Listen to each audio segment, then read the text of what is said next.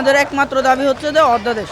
আমরা অধ্যাদেশের জন্য শিক্ষা ভবনে অবস্থান করতেছি এবং কাল থেকে আমাদের এই অবস্থান কর্মসূচি শুরু হয়েছে এবং যতদিন না পর্যন্ত আমরা অধ্যাদেশ পাবো ততদিন পর্যন্ত আমাদের এই অবস্থান কর্মসূচি চলতে থাকবে। রাষ্ট্রকে অনেক সময় দেওয়া হয়েছে এবং রাষ্ট্র তার সর্বোচ্চ সময় পার করছে এবং আমাদের 24-25 সেশনকেও ঢাকা সেন্ট্রাল ইউনিভার্সিটির প্রশ্ন পরীক্ষা নিয়ে ভর্তি করানো হয়েছে, কিন্তু এখনও পর্যন্ত আমাদেরকে ক্লাস দিতে পারতেছে না। আমরা যখন ক্লাস মন্ত্রণালয় 23 তারিখে আমাদের ক্লাসের একটা নোটিশ দেয়, কিন্তু বিসিএস ক্যাডার যারা আছে অর্থাৎ 7 ক্যাম্পাসের যে শিক্ষকরা আছে তারা আমাদের ক্লাস নিতে অনীহা প্রকাশ করছে এবং ওনারা বলছে যে আমাদের অধ্যাদেশ ব্যতীত এবং আমাদের পরিচয় নিশ্চিত ছাড়া আমাদের ক্লাস নিবে না। তো এখন আমাদের ক্লাসে ফিরতে হলে অবশ্যই আমাদের অধ্যাদেশ লাগবে এবং অধ্যাদেশ ছাড়া আমাদের ক্লাসে ফেরা মানে অনিশ্চিত হয়ে গেছে, যার জন্য আমরা এখন অধ্যাদেশের জন্য ক্লাসে থাকার যে সময়টা, এই সময়টা ক্লাসে না থেকে আমরা এখন রাস্তায় থাকতে হচ্ছে। দাবি আমরা দ্রুত ডাকেবির অধ্যাদেশ চাই। আপনারা তো জানেন আমরা দীর্ঘদিন যাবৎ আন্দোলন করতেছি। তো আমাদের সরকার আশ্বস্ত করেছে যে আমাদের ইউনিভার্সিটি হচ্ছে, খসড়া পর্যন্ত বের হয়ে গেছে, এখন কোথায় আটকে আছে আমরা এখনো জানি না। আমরা দ্রুত অধ্যাদেশ চাই এবং সেই পরিপ্রেক্ষিতে ডাকেবিতে আমাদের 24-25 সেশনের ছোট ভাই বোনদেরকে ভর্তি করা হয়েছে, তাদেরকে এখন পর্যন্ত ক্লাস নিচ্ছে না। শিক্ষকদেরও একই দাবি যে পর্যন্ত অধ্যাদেশ না দেওয়া হবে সেই পর্যন্ত তারা তাদের ক্লাস নিবে না। এখন আমাদের সর্বোপরি একটাই সমাধান, সেটা হলো অধ্যাদেশ। সেই কারণে আমরা এখানে অবস্থান করছি।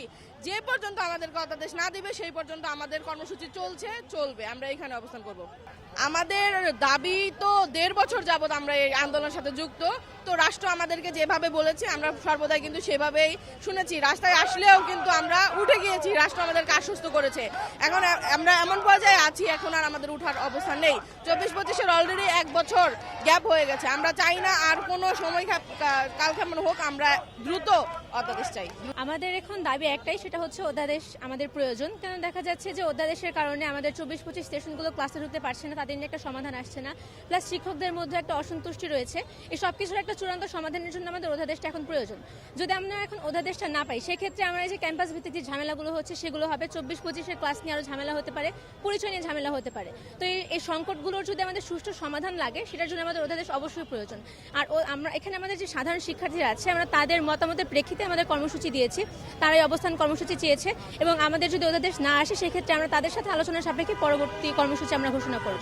আমাদের বর্তমানে আসলে প্রায় প্রতিটা সেশনেরই পরীক্ষা চলছে। তো এরকম হচ্ছে যাদের পরীক্ষা নেই তারা আসছে, আবার যাদের পরীক্ষা আছে তারা পরীক্ষা দিয়ে আসবে। যেমন কাল সকালে যদি দেখেন, কাল সকালে প্রায় 1,500-2 হাজারের মতো শিক্ষার্থী ছিল। আবার বিকালের দিকে সেকেন্ড ইয়ার পরীক্ষা ছিল, সেখানে পরীক্ষা শেষ করে আরও প্রায় 500-600-এর মতো শিক্ষার্থী যোগ হয়েছে। তো আসলে একটা টাইম মেনটেন করে শিক্ষার্থীদের যুক্ত হতে হচ্ছে। তো আমাদের ভুক্তভোগী শিক্ষার্থী আসলে সম্পূর্ণ 7 কলেজের সকল শিক্ষার্থীরাই, কিন্তু যারা যখন পারছে তখনই তারা এখানে এসে যুক্ত হচ্ছে। আচ্ছা আপু, আপনারা জানেন যে ঢাকা কেন্দ্রীয় বিশ্ববিদ্যালয় বা ঢাকা সেন্ট্রাল ইউনিভার্সিটি সেটার খসড়া প্রকাশের পর রাষ্ট্রপক্ষ আমাদের সকলের মতামত, বিভিন্ন পক্ষ আছে যেমন শিক্ষার্থী, শিক্ষক, রাজনৈতিক বিভিন্ন পক্ষের মতামত নেওয়ার পরে আমাদের একটা বাস্তবায়নের শেষ ধাপ, যেটা হলো এখন অধ্যাদেশ জারি করবে। এখনই 1 দফায় বাকি রয়েছে, আর কোনো দফা আমাদের নাই। যে 1 দফার মাধ্যমে দ্রুত অধ্যাদেশ রাষ্ট্রপতি কর্তৃক জারির মাধ্যমে আমাদের একটা পরিচয় নিশ্চিত করা এবং ক্লাসে যেন সকল শিক্ষার্থী ঢুকতে পারে, তারা ক্লাস করতে পারে, এটাই আমাদের এখন আন্দোলনের শেষ ধাপ। তো অধ্যাদেশ জারি করা, আর কোনো চিন্তা আমাদের এখন আর নাই। যে অধ্যাদেশ জারি করলেই আমাদের আন্দোলন এখানেই শেষ আর আমরাও ক্লাসে চলে যেতে পারবো।